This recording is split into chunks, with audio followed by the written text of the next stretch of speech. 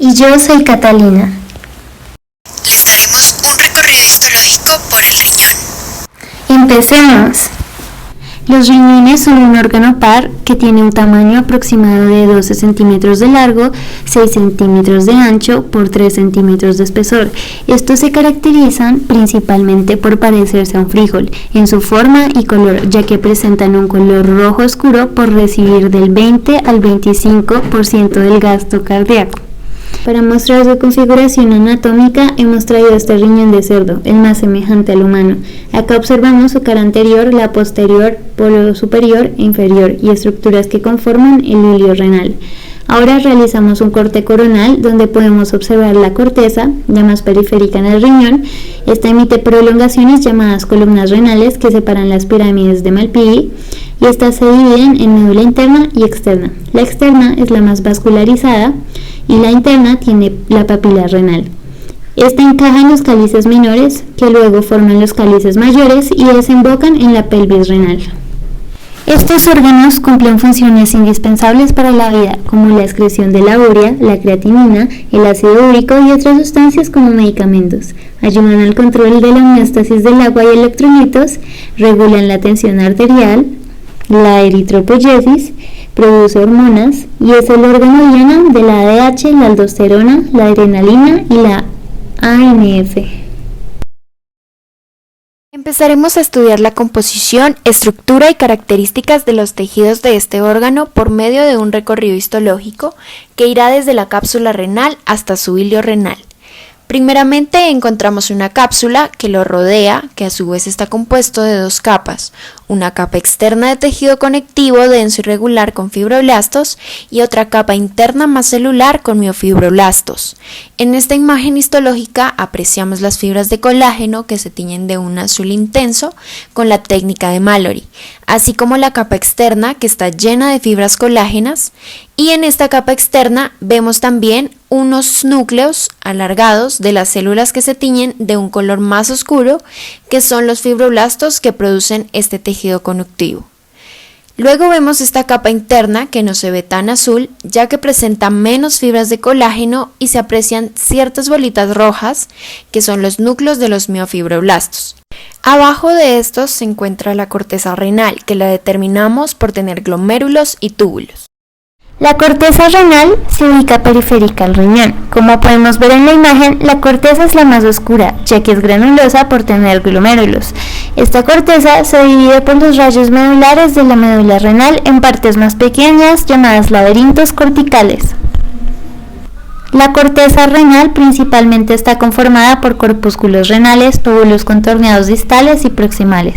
Los túbulos contorneados proximales presentan un epitelio cuboidal simple, muchas mitocondrias que le confieren energía al transporte activo de cada célula, y en su región apical presentan un borde en cepillo desarrollado formado de muchísimas microvellosidades que ayudan a la absorción, y por este mismo orden cepillo se ve una luz mal definida en los cortes transversales. Los túbulos contorneados proximales, además de verse redondos, se ven de distintas formas como de S o C. Los túbulos contorneados distales son túbulos que tienen una conformación muy parecida a la de los túbulos contorneados proximales. Las diferencias radican en que tienen menos mitocondrias, un borde en cepillo menos desarrollado, y con esto en los cortes histológicos se ven con la luz limpia y definida. También se ven los núcleos en sus túbulos y las formas de estos se ven redondas u ovaladas. Antes de hablar del corpúsculo renal, hablaremos un poco de la nefrona. La nefrona hace parte de los túbulos uriníferos, al igual que el conducto colector. La nefrona es la unidad estructural y funcional de nuestros riñones. La principal función es modificar la composición del ultrafiltrado añadiendo productos nitrogenados de desecho y reabsorbiendo algunos componentes como el agua. Existen dos tipos de nefrona: las corticales, que son el 85% de las nefronas totales, son más cortas, su corpúsculo renal es más superficial en la corteza y sus túbulos penetran superficialmente en la médula. Las yuxtamedulares son el 15% de las nefronas totales, su corpúsculo renal está profundamente en la corteza, casi llegando a la médula, y sus túbulos penetran completamente la médula. La nefrona está conformada por dos estructuras fundamentales, el corpúsculo renal y el sistema tubular. Ahora hablaremos del corpúsculo renal. Este es el componente de filtración inicial de la nefrona y consiste de dos estructuras: el glomérulo renal, compuesto por una arteria aferente que forma un madejo de capilares fenestrados que después se vuelven a unir a la arteriola eferente. Entre estos capilares podemos encontrar células mesangiales, células endoteliales y una lámina basal. La otra estructura principal del corpúsculo es la cápsula de Bowman.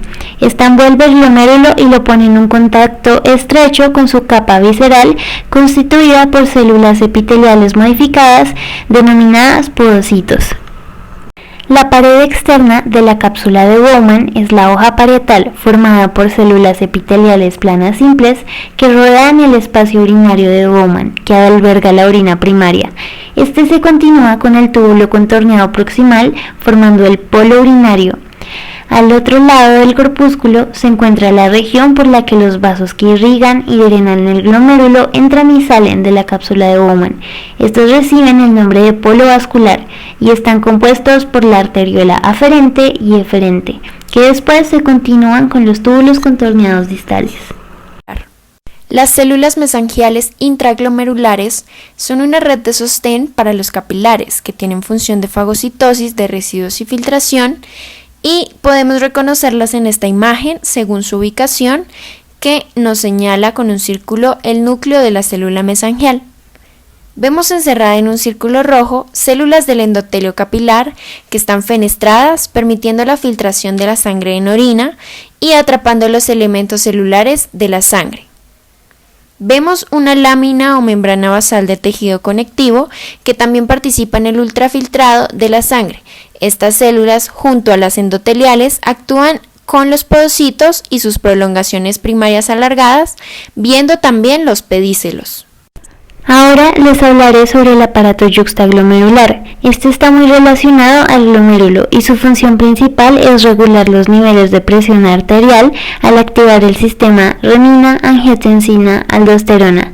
Histológicamente, este está compuesto por la mácula densa, relacionada al túbulo contorneado distal, y también está conformado por las células yuxtaglomerulares, que se ubican en la pared media de la arteriola aferente, y finalmente las células mesangiales extraglomerulares, encontradas fuera del corpúsculo. Ahora nos encontramos recorriendo el aparato yuxtaglomerular y encontramos las células de la mácula densa. Son células cilíndricas altas, ubicadas unas encima de otras, y apicalmente tienen abundantes microvellosidades y un sinocilio que vigila las condiciones del ultrafiltrado. Ultraestructuralmente tienen pequeñas mitocondrias, aparatos de Golgi en posición infranuclear, es decir, debajo del núcleo, y gránulos pequeños rodeados de membrana. Las células yuxtaglomerulares son células musculares modificadas que contienen muchos gránulos de renina y son sensibles a la presión sanguínea de la arteriola aferente. Ahora, estas son células mesangiales extraglomerulares. Se encuentran entre las arteriolas aferentes y eferentes, en contacto estrecho con las células de la mácula densa. Estas células pueden contener gránulos, regulan el diámetro de la arteriola aferente, producen eritropoyetina y estimulan la eritropoyesis. Es hora de hablar de la médula renal. Esta contiene al menos 8, pero generalmente 12 regiones estriadas de color pálido llamadas pirámides renales. La base de cada una de estas pirámides se orienta hacia la corteza, mientras que la vértice, conocida como la papila renal, apunta al ilio. La médula está compuesta por túbulos colectores, túbulos rectos proximales y distales y ramas delgadas del asa de Henle. Los túbulos rectos proximales cuentan con un epitelio cúbico simple, un borde en cepillo bien desarrollado que está conformado por microvellosidades, muchas mitocondrias y una luz mal definida. Estos túbulos rectos en cortes longitudinales se ven redondos. Los túbulos rectos distales estructuralmente son muy parecidos a los proximales, ya que se ven en cortes histológicos circulares, pero se diferencian ya que presentan menos mitocondrias, un borde en cepillo menos desarrollado y tienen una luz definida y limpia, y suelen tener más núcleos que los proximales. Los túbulos colectores están constituidos por un epitelio cúbico simple y se encargan de modificar y transportar el ultrafiltrado de la nefrona a los cálices menores del riñón. Estos los identificamos por tener límites citoplasmáticos bien definidos. Y los conductos colectores están formados por túbulos colectores y los diferenciamos en que los conductos colectores tienen un epitelio cúbico alto y al igual que los tubos colectores, sus límites citoplasmáticos son muy definidos. Ahora seguiremos la ruta organizada del sistema tubular. Primero encontraremos el segmento grueso proximal conformado por un túbulo contorneado proximal, que a su vez se continúa con un túbulo recto proximal. Luego está el segmento delgado, que tiene una porción descendente hacia la médula, una porción transversa y una porción ascendente. Y finalmente encontramos el segmento grueso distal, constituido por un túbulo recto distal y el túbulo contorneado distal, que a su vez se conecta al túbulo colector, que conforma finalmente el conducto colector. Este sistema tubular tiene una porción llamada asa de Henle, con un fragmento delgado y grueso. El asa de Henle es responsable de procesos de concentración y dilución de orina. También aumenta el gradiente osmótico del órgano. La porción gruesa está constituida por una parte de túbulos rectos distales y proximales. La porción delgada está constituida por el segmento descendente, donde hay poca permeabilidad al agua y alta permeabilidad al sodio y cloro. Sigue el segmento transverso y finalmente el segmento ascendente, que cumple con las funciones contrarias a las del descendente. Esta porción delgada está formada por las células epiteliales planas. Finalmente estamos en el vértice de las pirámides renales.